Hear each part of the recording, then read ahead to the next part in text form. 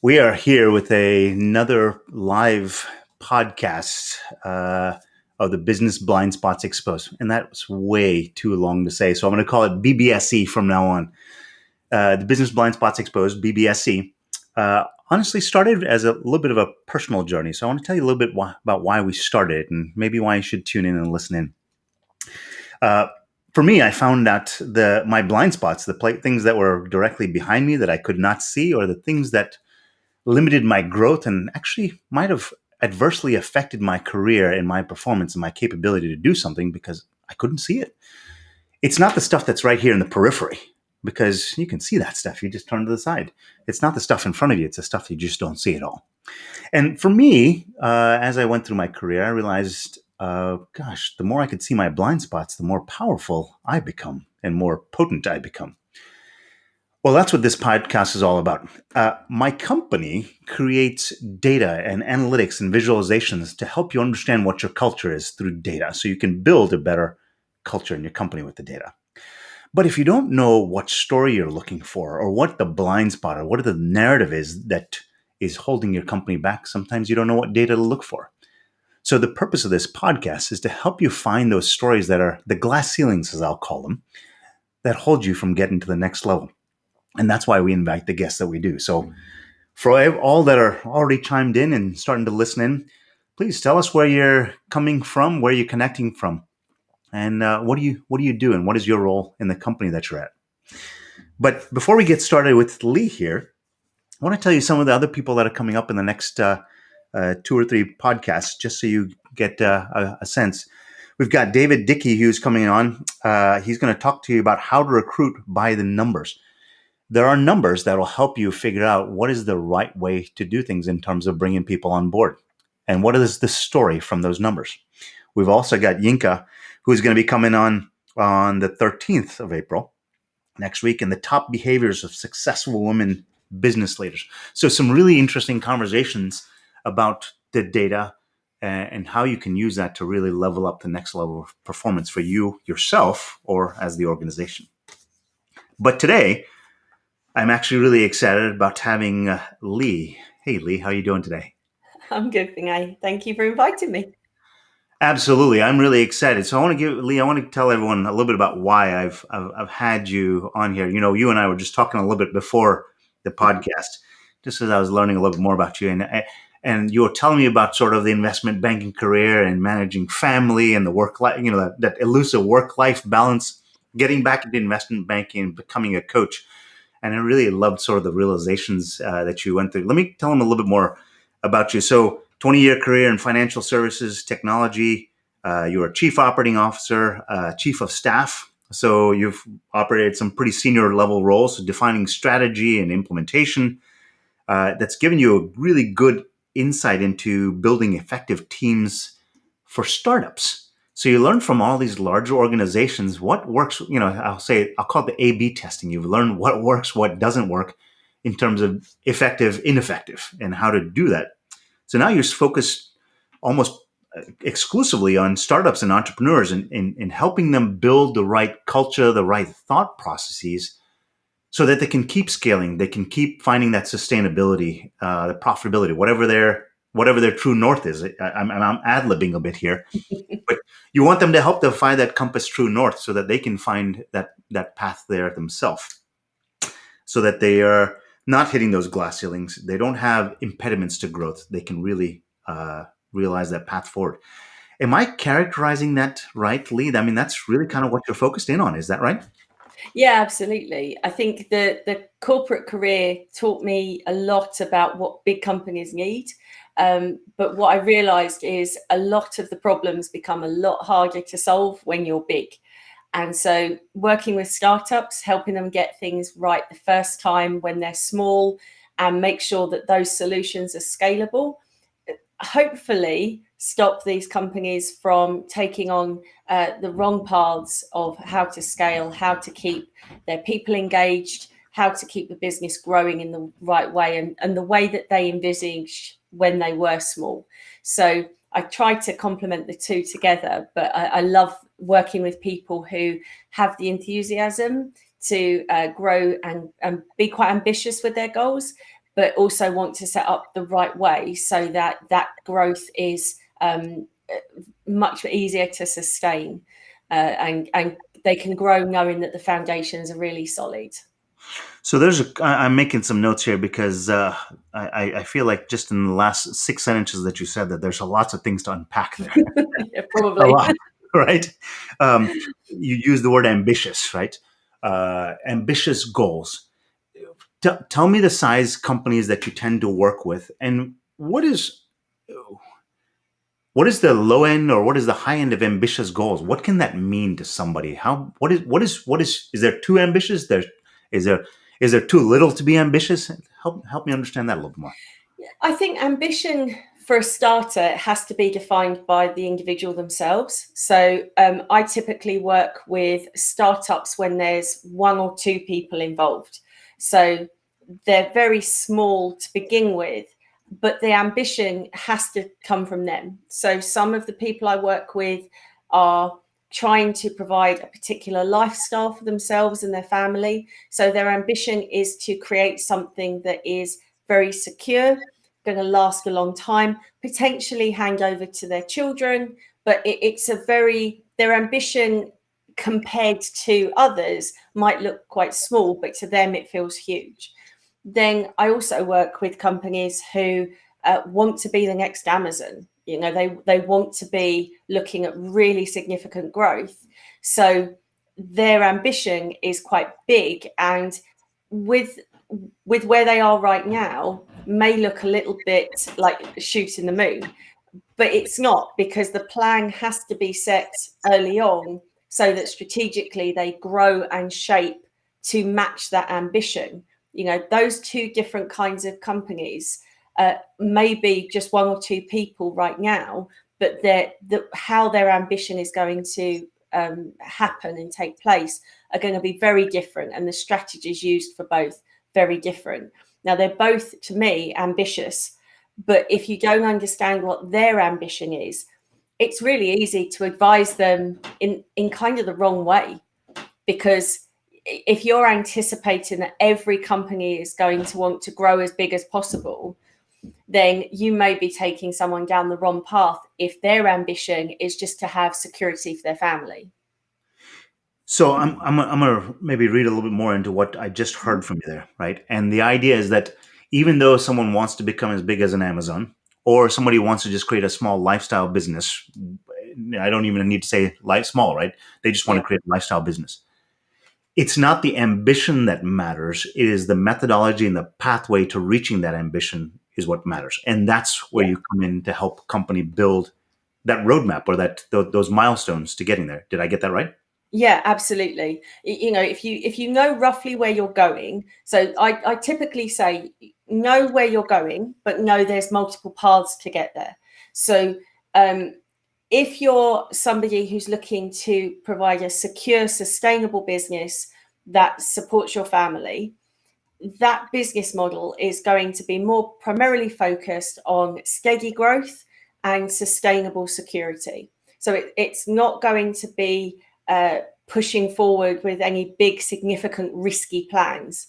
It's going to be just consciously growing it, making sure that what's there has a longevity to it. Whereas when someone's got ambitious goals, potentially their strategy takes more risks because they want to make those bigger jumps between the milestones in order to achieve the goals that they have. So some of it is risk appetite, some of it is where they are, what business and industry they're getting into. Sometimes those bigger jumps are easier than others. Fintech is a lot easier to become big very quickly, as opposed to maybe a product line that is going to need to enter the market in a particular way. So call it BBSC, the Business Blind Spots Exposed podcast, for a reason, right? And the idea is, what is the perspective here that someone can distill and take away from this, saying, that applies to me. So I'm going to tell you what I think I just heard as a potential blind spot here, is that it's not about the business or the business type that makes the difference for the owner, the entrepreneur, the writer, or whatever the case may be, right? Mm. It's really more about defining that pathway and being cognizant and aware of the choices that they're making in reaching that path that matters. Yeah. Yeah, Is that right? absolutely. Absolutely. A lot of it also goes down to the mindset of the founder. Mm. So when you're initially starting up, the focus is very much on survival, and survival doesn't help you understand how to create something sustainable and long term. It just says, what do I look like for the next month, quarter, year? And that can be that's not a strategy, that's reacting to market forces, and you aren't really in control of the strategy at that point. Whereas if you think in terms of how do I grow, that helps you create a pathway. Now the problem is the majority of people um, think of growth in those big terms. So if you're a company that's not looking to take over the world, you just want a piece of the market, you may think that thinking in terms of growing is too big. It's outside your level of ambition. So you stay in survival mode. And particularly smaller businesses during the pandemic have really been caught out by this, because that also means that they don't tend to have contingency plans in place. They don't imagine that things will get more difficult than now, because they already feel that things are pretty difficult because they're in survival mode. So I try to help them understand that growth is an individual thing. And so you can grow and remain small, or you can grow and be large, right? But you have to think that you're going to grow in order to get that security later on as well. So, look, the types of companies that might hear us talking here could be companies that have got 2 or 3 people. It could be companies with 10 employees in the company. It could be 250. Yeah. They're all at a different point in that pathway. I mean, look, I could see someone saying, this is all great. This is all fluff. I don't really care. I just got to get my stuff done every day. Yeah. Who the hell's got time for this? What's your response to that? What do you say to that? It's easier to fight a fire before it starts, and it's way cheaper.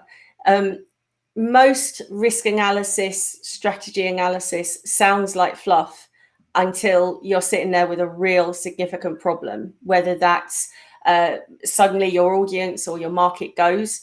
Suddenly everybody's now stuck indoors because of a pandemic. It can be really expensive to solve the problem when it's critical. So most of what I deal with is the what ifs before they actually happen. It doesn't necessarily mean you're doing anything different. It's the awareness, it's those blind spots of saying, what if my customer base suddenly wasn't there? What if I wasn't able to go out to people's homes or wasn't able to meet with people? It's that what if scenarios that we don't typically think of, because we just assume that tomorrow's going to look like today and it's going to look like yesterday. And this pandemic has taught us that that's not true. Things can change really quickly, which is why the blind spots are so important. Having somebody else say, these are the things that could happen and you have to be prepared for them, can keep you one step ahead of everyone else who's still in that reactive, I'll deal with it when it becomes an issue kind of mindset. So I'm going to write down what I think here is what I wrote down as sort of I think a second blind spot here is, and I like the quote here. It's easier to fight a fire before it starts, right? I don't think you have to convince anybody. That makes a lot of sense. But the challenge is, as people start to, and back to number one, the pathway matters, not the outcome. I mean, the pathway matters, not just the outcome. You've got to build that pathway to get to that outcome. So if you combine those two together, what I'm hearing is you've got to take the time to be intentional and saying, I'm going to do this, and then I'm going to do this, and then I'm going to do this. Because in order for that opportunity to appear for that next stage, you need to have planned to be looking for it and know what it looks like. Yeah. Am I combining those together? Am I making some sense there? Yeah, absolutely. Because I think the trouble is, if you stay reactive, then you may stay open to opportunities, but that opportunity will happen and you won't be best placed to take advantage of it. And what we typically see is companies, particularly those that, we tend to think of startups as all struggling for customers and, hearing tumbleweed on their customer base. But a lot of startups actually go the other way, and they get a lot of demand before they're ready. And there's a risk that they go, I'll deal with that later. I'll sort this out later. But if that momentum has already started, there isn't going to be a later that gets any easier. However busy it feels now, it's going to go exponential as you grow. And so it can be a mindset change to make time now, because it feels like you haven't got any. But I can assure you, you will have even less when you're even busier, and the problem is just getting bigger with you. So this is interesting. I was listening to a podcast myself a little early this morning, and was talking about this idea of focus and being hyper focused on what you do. And it talked about some marketing people that are out there, Gary Vaynerchuk and Seth Godin, and a couple of, Seth Godin, known as the marketing, godfather, I guess. Yeah. And they asked, Gary Vaynerchuk is, a big noted speaker these days. And they said, do you know what Gary Vaynerchuk started out with? And they said, I'm sure somebody here on the podcast knows. And someone chimed in and said, wine. He started talking about wine, but now he talks about running businesses and how to run businesses and how to build culture and build greater awareness. And the point was, you started very laser focused and say, I do this and I do it super well. And once I've done that super well, here's what I'm going to do super well next. I think that's what you're alluding to here, right? To find your swim lane, find the thing that you do incredibly well. And if you build that level of success, then it's very easy to say, well, I can do that really well. Why don't you believe I can do this? Is that kind of what you're saying? Yeah, absolutely. If you can figure things out doing the one thing that you do really well, then that gives you a better foundation for then diversifying and spreading into other areas, because some of it is branding. Some of it is once you're proven on the market, people will give you a little bit more leeway because they see your prior experience and prior results. But mainly they see your attitude. Gary V talks about running a company now because enough people have spoken to him about, hey, you seem to run successful companies, right? And what he sells isn't as important as how he sells it. And I think that's based on him having firm foundations, and it's a replicable, templated version, right? So he ran one company really successfully for wine. The next company could be about anything. He just applied the same rules, but thought maybe a little bit more ambitiously, tried to widen his scope. He couldn't have done that if the wine business was based on reactive, dealing with things as fires, because there's no confidence that can be transferred to other opportunities. Whereas he proved his model worked, so he just used that model in a more ambitious way in a different sector. So I want to take a quick pause here. We've had a couple of people have jumped on via the various live platforms. I'd love for you to join in and tell us and help us shape the conversation here. Leah's dropping lots of little nuggets here, and I've got my third blind spot that I've already written here. The idea of build your space before expanding to others, right? And build your defensible turf. Do you all agree with that? Is that something that's worked for you? Have you seen otherwise? Do you have contrary advice? I would put it into the chats. I would love to hear what you think. I want to take that though and go in maybe one step deeper, and that is the idea of. So I work with a lot of pest control companies today, and the reason why is a focus, right? I would like to believe that 80% of what all those pest control companies are doing is pretty darn near the same, right? It may be a different color, shape, or type of bug. Based on the part of the country or the chemical that you use or the treatment methodology, whatever the case may be. But about 80% is the same in terms of the business model. Where I'm going with this is there's specialization even within a market that most people from the outside are looking out saying, oh, it's the same stuff, right? There's 10 companies, they're all pest control. No, they're not all pest control. Talk to me about that. The idea of, even though you might be in a competitive market, human resources is a competitive market, right? Coaching, business coaching is a competitive market. Does that matter to that building that pathway and carving out your own little niche? How does that work? I mean, it's incredibly important because it's counterintuitive, because we think that by spreading the net as wide as possible, that we will capture more custom. So you may think that as a pest control, just say pest control. Don't say specifically what you do. The problem is, it's like when you go into a restaurant and you're given one of those books as a menu, right? It's got like 10 pages. You can't decide because there's too many there. So what do? You typically say, well, okay, do I feel like eating meat or fish or veg? Right, okay, I fancy meat. Right, okay, so what kind of meat? And you scale it down. It's quicker if the menu's shorter and you know exactly what it is you're looking for. You can find the dish that you want quicker. That applies to business as well. The more you can say, I'm very specific and this is what I do, it gives people more of an awareness to be able to say, for sure, really quickly, I either need you or I don't. Right? Google searches. A Google search of pest control is going to bring back way too many results. It's not helpful at all. But they're going to get more and more and more specific. And that specificity makes it easier for people to find you. So even though it does run counter to intuitive to say, I can do all sorts, by shoving it down into one niche, you give people an easier way to find you. And the irony is, the more you say, this is the thing I do, the easier it is for people to contact you and say, I know you say that you only look after this type of bug, but I've got this problem. Can you solve that problem? So it doesn't stop the other inquiries. It doesn't stop you from being communicated with. What it does is it provides them with the hook to say, you're the person who does this.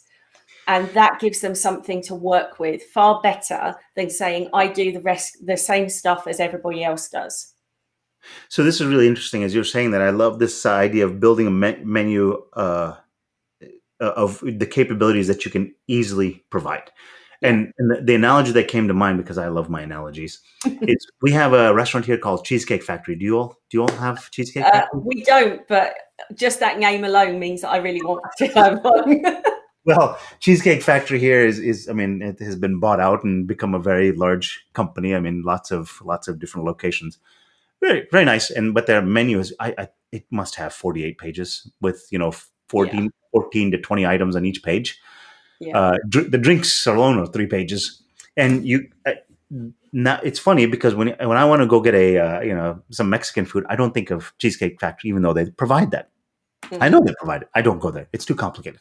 But if I want to get American food, then I go to another restaurant. If I want to get Mediterranean, I go.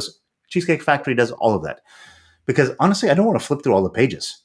The only reason I go to Cheesecake Factory is when I go with a bunch of people that I don't, that's not family or good friends, people that I don't know, and I don't know what they want. So I just say, all right, they can choose for themselves. But it's the local Mexican shop that's going to get my business because I know exactly what they do, and that's what I'm in the mood for. And kids, that's what we're having for dinner tonight. Exactly. And the thing is, it's actually the starting point, right? So if you start from the point of what do people want, you will have that book, right? Because everybody will want something different. And trying to provide that variety when you're a small business is near impossible. Whereas if you start from what am I good at and what do I know I can deliver with excellence every single time, that starts with what you're offering. Now, you still have to wrap that as a problem that people need to be solved. You can't go to market and say, I'm really good at this, if nobody wants what you're really good at. But it helps you to really define down what it is you're really good at and makes it easier for the customers to find you. When you start your offering with what do people want, it's too vague and you'll get lost. And as you say, it will only apply when it's so generic and so vague that people who are coming to you don't really know what they want. Now, as a business, they are those wasted calls. The call where you're on for 20 minutes for someone who you work out within 5 don't really need what you offer. but they don't know what they want, and they're using you to try to find out, to distill it down. So it's not a good use of your time to cast that net so widely, because it all it really means is you waste a lot of time talking to people who aren't then going to buy your services or products. So if we kind of take that to its sort of its natural end there, I heard a quote once that says, "Your success in business is directly correlated to your ability to say no." Yeah. And I think that's what you're saying is, look, if pest control example again here, right? If you do mosquitoes and someone comes to you and says, "Hey, I want you to deal with bed bugs," you say, "Look, my business is not optimized for doing bed bugs. I do Yeah. mosquito. If I can help you there, I'd love to help you." But you know what? If like 2 years later you happen to be doing bed bugs and they continue to be a customer, you can reach out to them and say, "Hey, we're starting to do bed bugs. Oh, I trust these guys. Yeah, that sounds great." Right? It's an easy peasy Exactly. sell at that point in time. Am I Yeah. getting that right? Yeah, absolutely. As soon as you can give them that hook that says, "This is what I do," then it gives you the ability to then control the conversation. So if they contact you and they say, "Do you do bed bugs?" It might not be a particular area that you excel in right now, or it might be somewhere that you think, you know what, this is the 10th conversation I've had about bed bugs. Maybe I need to get into this market, right? So you control the conversation a little bit more, because that gives you control over your strategy and how your company grows, right? If you know that the people who ask you for these other services are, it doesn't appear to be as profitable as what you're currently working in, or it seems like it's going to be too complicated, it gives you the choice to say, "I'm still getting the inquiry, but I get the choice to say no." It also gives you the choice to say, "Yeah, we do that." And that's usually the part where people really have that light bulb moment, because when we tell people to niche down, they worry about lost opportunity. And it's flipping that on its head, saying, no, it gives you more opportunity and the choice of what opportunity to take advantage of. Yeah. So I want to switch gears in you a little bit here, and I want to start to talk a little bit about the numbers and the data, because I Mm. hear so many people say they're numbers people. I don't know if I necessarily give much credence to that sometimes when I hear Yeah. it, because they say they're numbers people. They don't necessarily know their numbers. Yeah. When I say numbers, I think of data as well. The purpose, in my mind, of data or numbers is not to tell me what the story is, but to give me some supporting guide points in understanding the story. How does that sit with you? I mean, you've looked at large strategic organizations. You've had numbers of people under in your organization. What does that mean to you? How does that resonate with you? Talking about numbers and data that way. Yeah, I think I've seen so many dashboards and so many decks of numbers and KPIs and metrics that aren't used, so that they're seen as like static data, and they're used to validate where you are, but not really used to tell you where to go. Yeah. And I, partly because as a COO, you are tasked with thinking in terms of what could go wrong. So you're constantly looking for potential risks.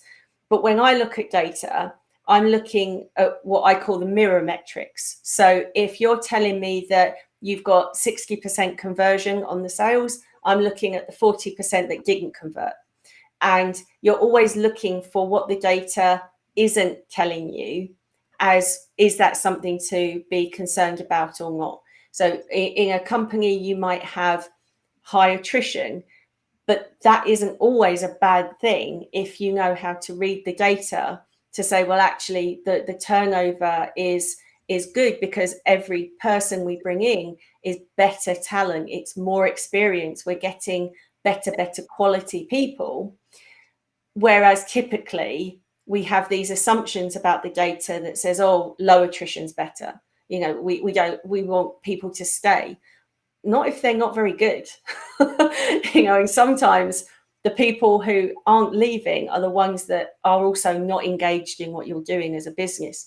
So when I look at data, it needs to provide me with action points. So what does this data compel me to do differently, or to change, or to give the thumbs up to do more of?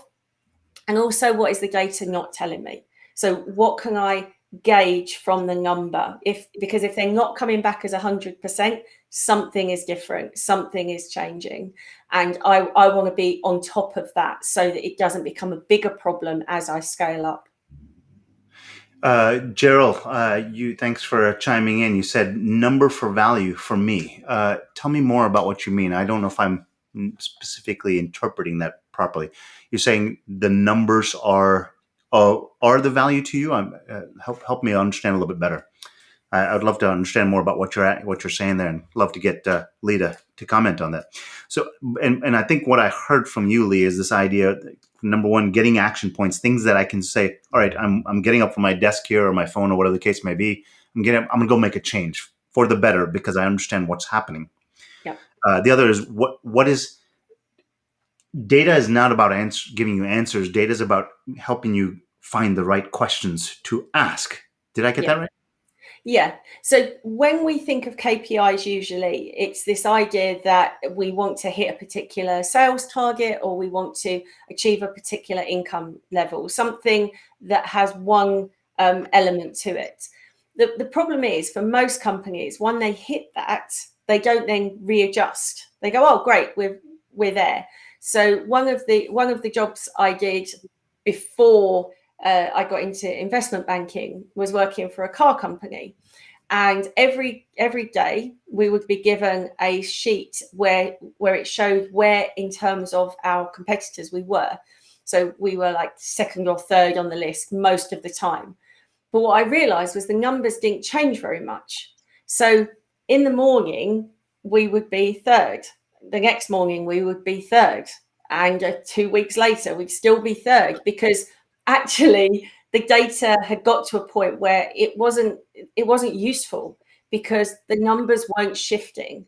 I'm much more interested when data's moving around, because it allows you to see what's working and what isn't. If you have a social media post and there's no likes, why is there no likes? Is it because it's bad content, because people aren't seeing it, because the people who are seeing it don't typically like things, because they just are that kind of person? You don't know. And so you have to try different things, and you want to see the data move with what you try, so that you know that you're achieving, or you're going down the wrong path and you need to change course again. So that's really interesting. That whole idea of the transactional nature of the data, right? If you're not constantly seeing things move, well, it's hard to say, all right, I'm at third, I'm at third, I'm at third. Well, what do I change? You can't make any. I mean, to your point of, you got to have an action point. There's no action point there.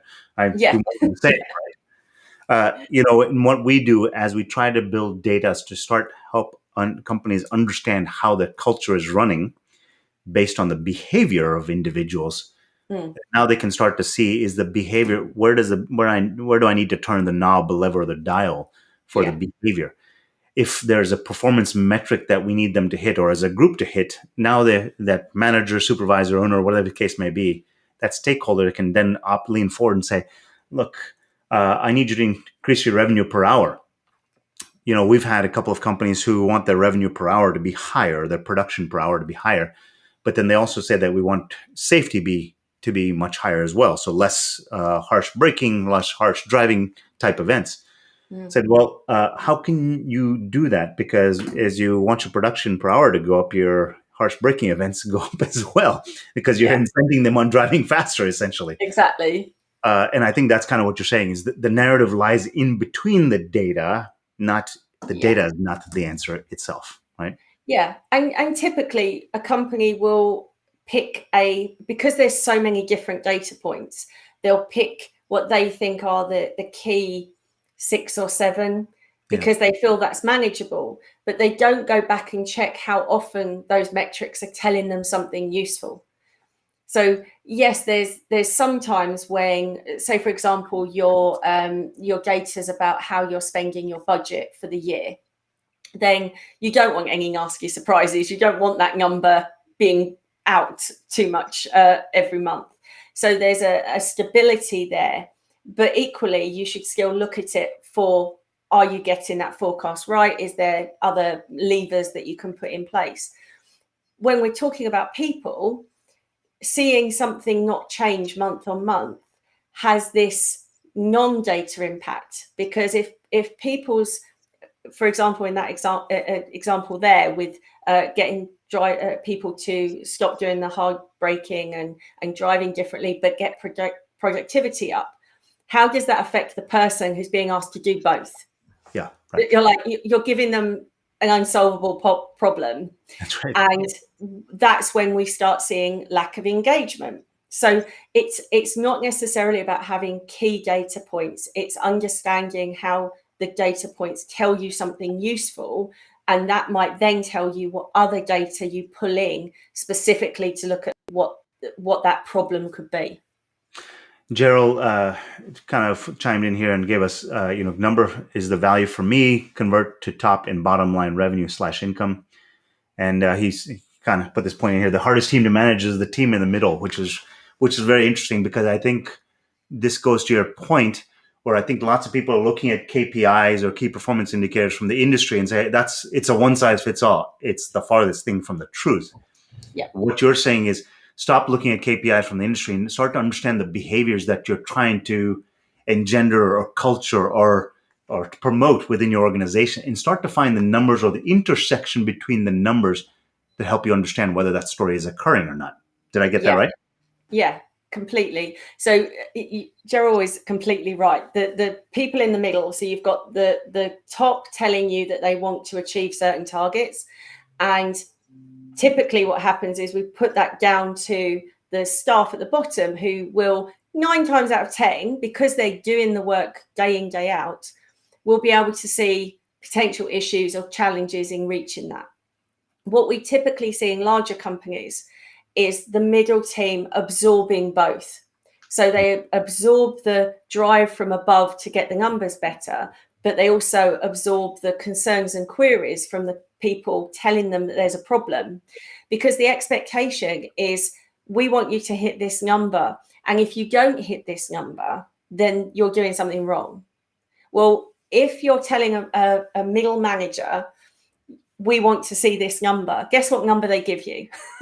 They absolutely give you that number, where that might be hiding what's really happening. So I always think it's an interesting thing when we try to make companies more productive, to then also look at things like employee engagement, because you can see if the drive for extra productivity is being embraced by the people doing the work. And I remember one of the businesses I worked in, we got a new CEO, and he terrified everyone, because for one day every week initially, he would just walk into one of the office blocks, walk into one of the meeting rooms and sit down and just go, so tell me what's going on. And there were people who were several layers down in the organization, able to tell him exactly what was happening on their project. But had that been allowed to go through all of those layers, he would never have heard of those problems, of the challenges. And it gave this sense of, I know that you're not telling me everything I need to know. And I know that buffer. Now, I would challenge to say that's usually because they're primed that way from your top level managers. But at least he showed willing to realize that there was a disconnect between how the data travels up an organization and what's really happening to the people who are effectively delivering your business's success. So this is interesting because, the story that came to mind, or the anecdote that came to mind, is I have a good friend of mine. She is a top producing sales exec for the company that she works at. And she and I were talking about this a little bit. And she said, every month, every quarter, I'm constantly saying, here's my target. And I'm not only hitting it over the fence, I'm hitting it way beyond that every single month. But I keep getting dinged by my management for not entering opportunities into the CRM system. Meanwhile, there are other people in the organization who never hit their target, but they're always entering their information into the CRM system, and they're getting attaboys. She said, yep. Is that really the message that you want me to get, that you really want me to enter data into the system and not close deals? Which yep. one is it? And I think Yeah. that's kind of what you're talking about, right? It's Absolutely. And when I was a service delivery manager in infrastructure services for technology, everything is based on the data that's provided, how many calls you're taking, how many problems you're solving, and so on. And it was always a problem to look at the overlying data that was coming out, because you would see somebody with massive stats, they're closing loads of calls, they seem to be really productive. One layer down, when you saw the description of the calls, they were password resets, changing someone's mouse, telling them how to find something in Windows. But when we took that data, we had to take that top level of data because it's so difficult to get across qualitative data in the same way. So the real story behind the numbers sometimes gets lost because the nuances can't be shown as a graph. And I think that's a problem across the board for a lot of the data that we collect. That overall number doesn't tell you anything unless you know exactly what that number comprises of, but that can be more subtle than just another number below it. Well, so gosh, coming full circle here, right? If you don't know what the pathway is and you can't define what success is, you don't know what the fairy tale ending is supposed to be. Yeah. Then how the heck do you know if the numbers are getting you there or not? Because if you don't know that you're driving towards Disney World, then how do you know whether to take a left or a right? And if you went 3 miles or 3 kilometers in the wrong or right direction, right? Uh, Yeah. you gotta have you gotta have the guideposts. So it kind of comes back to where we started, in this idea that you got to, regardless of the ambition, whether you want to be a lifestyle business or you want to buy Amazon next month, whatever, Mm. you got to have the guideposts by which to say that's a good number for me. Is that Yeah. right? Yeah. Yeah. And no one can tell you. So you have to be able to define it yourself, define what success feels like for you, and then get your data to support that. I think sometimes we can have this advice, particularly around metrics. There's a lot of guidance online for what does success, what are your success criteria, what are the best KPIs, because people get a little bit lost. But the reality is, what is it you want to achieve? And what's the best way of assessing that you're getting there? And you are the only person who can come up with that.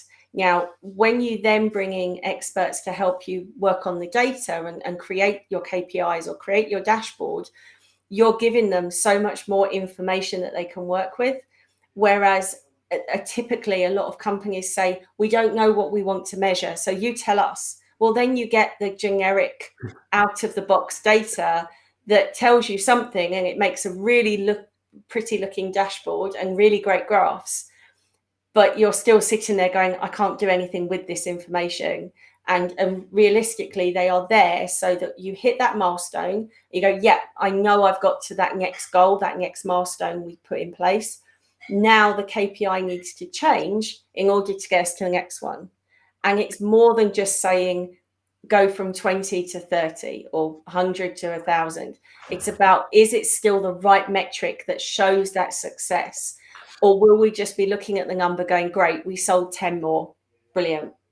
It doesn't give you anything to really help you understand how to take it even further. So this is really interesting. So as a company, we try to go and help people quantify their culture in a way that they can understand it, because we take a range of different dimensions to look at sort of behaviors and say, look, here's a 5 here, here's a 6 here, here's a 97 here. And then they can start to say, why is that? Well, now you've got something that starts to help you understand the culture. And I think this goes almost directly to what you're saying, but what Gerald is saying here, right? I would remind people that I coach that you're not paid to send email. You are paid to create value, right? And also that the brand promises the North Star. So we're talking about, if you have these core values sitting on a wall here, that's trying to tell you, here's the North Star. This is where you're supposed to be going. And you start to build the steps on that path towards the journey to the top of Mount Everest there, or the hill next door to your house, whatever it may be. But if you start to build a pathway for that, then you can actually start to look at the things that truly tell you that you're moving down that path, as opposed to just looking at what everyone else does is check the box of what the industry is saying, right? Yeah. And that's why it's not if you're thinking that this is fluff, you're not seeing the big picture, Yeah, right? You've got to understand, in order to be able to understand the big picture, you got to be able to break it into components and see how you're moving along that line. Am I putting that yeah. together right? Oh, definitely. Using the example before, if somebody is saying that their prime driver is productivity and one of their core values isn't productivity, an employee is going to look and go, well, why do I need to worry about the values when I'm being asked to do something completely different?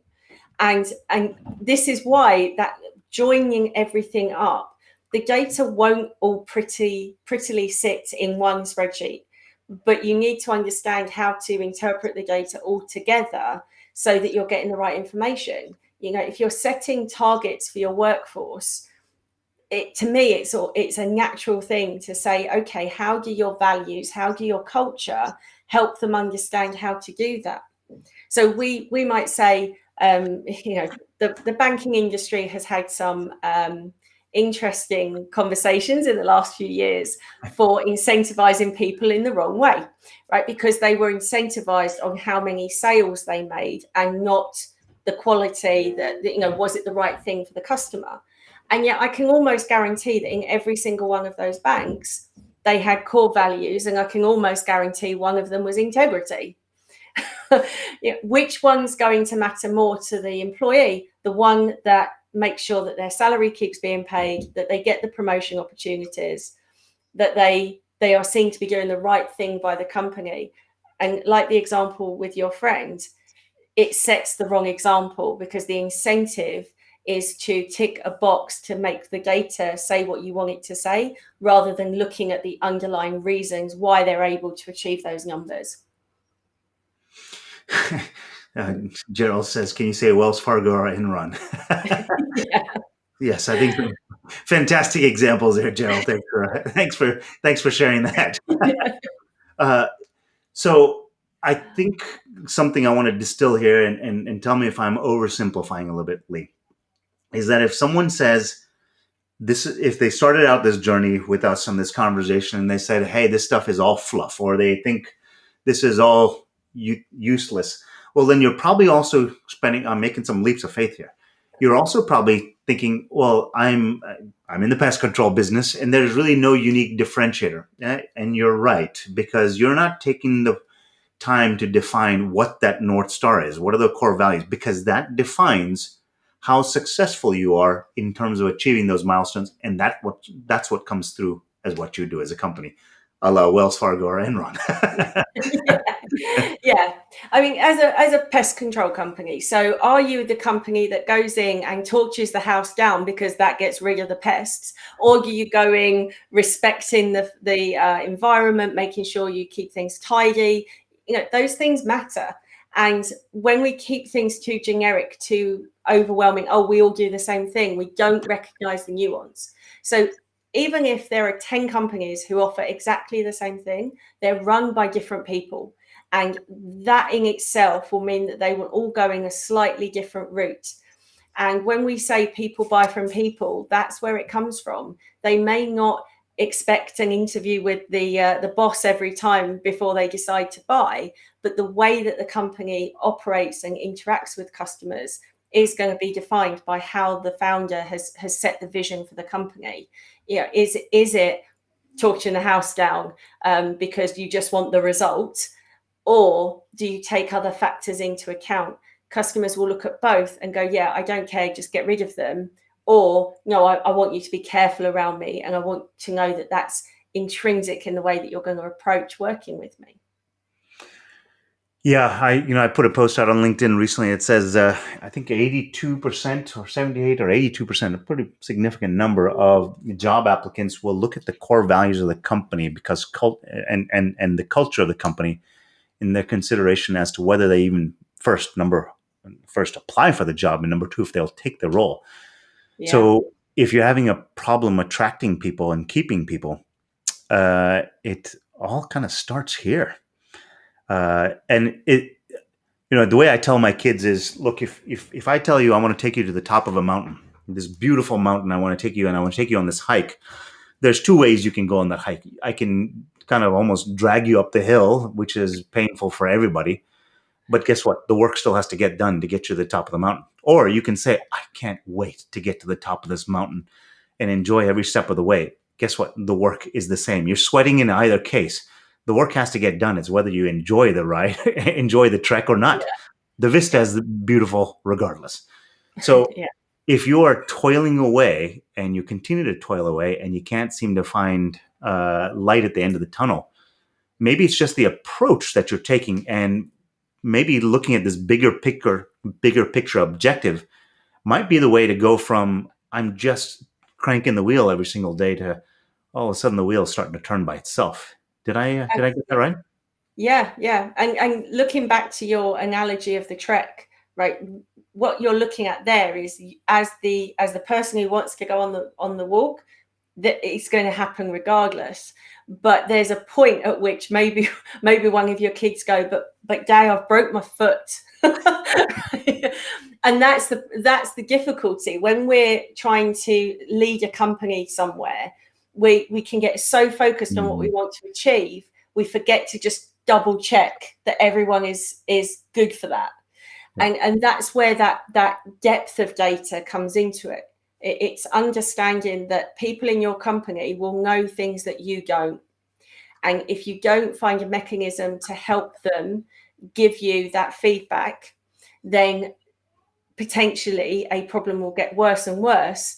And by the time you recognize, it's so much more difficult to steer it back to a successful route.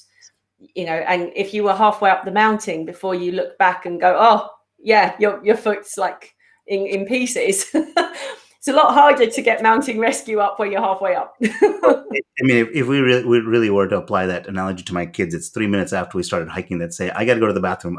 Oh, yeah, absolutely. How many times did I tell you, go to the bathroom? Yeah, they will definitely tell you that there's a problem. So we're coming towards the close of our hour here, and I will tell you, I feel like this conversation has moved very, very quickly, and there's so much more to explore here, Lee. I wish we actually had more time. Distill it for me. I'm going to make this really difficult on you. Give me 3 steps, 2 to 3 steps someone could take in terms of heading down this path. Where would you start if you were them? If we're talking for trying to keep it around the sort of use of data, the first thing is always know where you're going. Like, just be really clear what's the plan.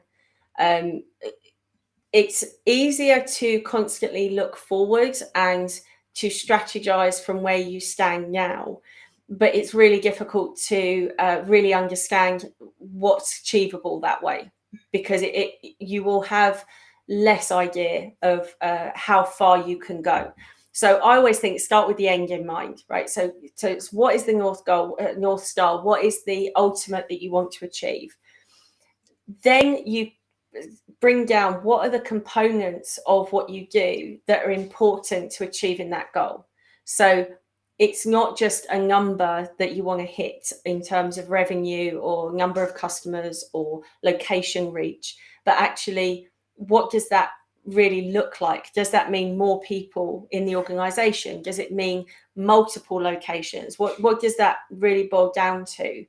And then how are you going to track the success of those from where you are now?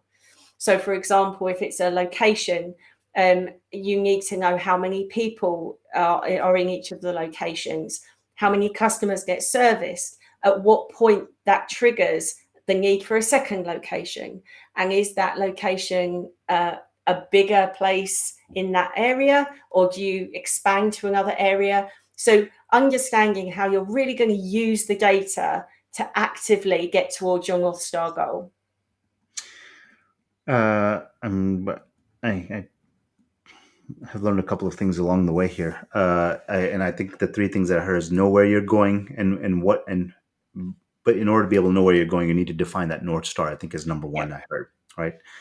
Number 2 is what is really important to the narrative, right? I mean, if you know what your North Star is, again, if you're driving to Disney World, do you really care that there's a fancy water park off to the right here, because you need to get to Disney World and you got to get there in 15 minutes or not.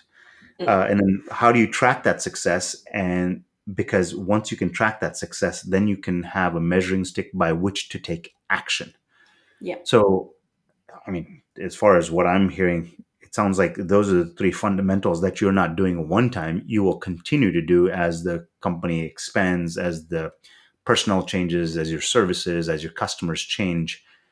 The dynamics will, I mean, it sounds like these three things are actually just a consistent system that you'll be doing over and over again. Is that Oh, right? absolutely. Absolutely. Your data should be an active tool for you. It's not showing you where you've been, it's showing you where you're going. So using the Disneyland, right? So when you get to that junction where that water park is, that's an opportunity for you to go, okay, does the North Star really still matter? Do we still really want to get to Disneyland? Or is this a better opportunity? And having the awareness that you can make that choice and the implications of that, i.e., if you go to the water park, you won't make it to Disneyland, makes it clearer for people. And so you have these moments in time where you check your progress and just check you're still going in the right direction and that it's a direction that feels right for what you want to get out of your business. Well, Lee, I will tell you in the course of this conversation, something that is kind of opened up to me, or what I've heard is that, look, this, if you are not seeing success, it's not because of, it's probably not because of passion. It's probably more about being able to lean into your intention. If you can define what that intention is, and you can be passionate about that intention, gosh, there's not much that holds you back. I mean, I feel like personally I have seen a lot of that myself. I know where I want to go, and I'll be damned if anybody's going to stop me. and and I think a lot of people have the passion, and this is kind of where you can help, is Yeah, helping them take and build that passion into an intention and a pathway to turn that passion not into just something I said I wanted to do, but traction that they can say, I've got the plaque on the wall to prove it. absolutely. Passion is great, but I think sometimes it's misinterpreted. We talk a lot about entrepreneurs and founders, just follow your passion. And for a lot of people, that doesn't tell them that there's anything behind that. Like, as long as you believe hard enough, you can get it. But, you can't win the lottery without buying a ticket. You have to put something in place. So if you think of just that example, if you want to win the lottery, you buy the ticket, you get that thrill of knowing now that it is actually possible. Now, yeah, there's so many factors that are going to make it unlikely, but you still recognize that by taking the action, you've made it that one more feasible. When it comes to your business, the same thing applies. Like, you can see what you want, and it may feel unachievable, but when you start taking action towards it, it starts generating more and more belief that it is achievable. That, combined with the passion, gets you there. But I think there's a risk that we talk about passion as if that's all that you need. It's not. It's going to be this in is trouble with. this is interesting because gosh, we're right on. But I another know, thing that sorry. came up for me as we're saying this, and this is why I love this conversation here, is someone told me that what they love about businesses, as opposed to going into a sport or to the Olympics, for example, in order for you to get the gold medal, bronze, or silver in the 5,000 meter run, that is something that is externally defined as success. Mm, And they said, what I love so much about the idea of business is you can define what gold, silver, and bronze is for yourself, right? definitely. And that is, they said, why I love being in business, because I can be passionate about going and getting the gold medal of 5,000, but I've got to do it by somebody else's terms. In Yeah. business, you set your own terms for what gold medal is, and damn it, you can go and do it. Yeah, absolutely. You've got to come up with a plan for training for it. That's all. Yeah. It's just the plan. As long as you know what success means to you, um, anything is possible. And for somebody else, it may look like you're achieving nothing, but for you, it's everything. And that's what we need to get back to. I think external comparisons on success make it really difficult for you to feel like you're getting anywhere. And actually, just running your own business is miles above so many other people who aren't even trying to take that step. Well, Gerald, first of all, thank you for spending some time chiming in, and you made some good and really relevant points here. I appreciate you doing that. To all those others who listened in and who may listen in the future, thanks for taking some time to listen to me and get some nuggets from Lee. But last and most importantly, Lee, thank you for the time. I appreciate you trying to distill so many years of expertise and perspective into the course of 1 hour in a way that someone's as simple as me could write down and get some nuggets from. Thank you. Thank you so much, Vinay, and thank you, everyone.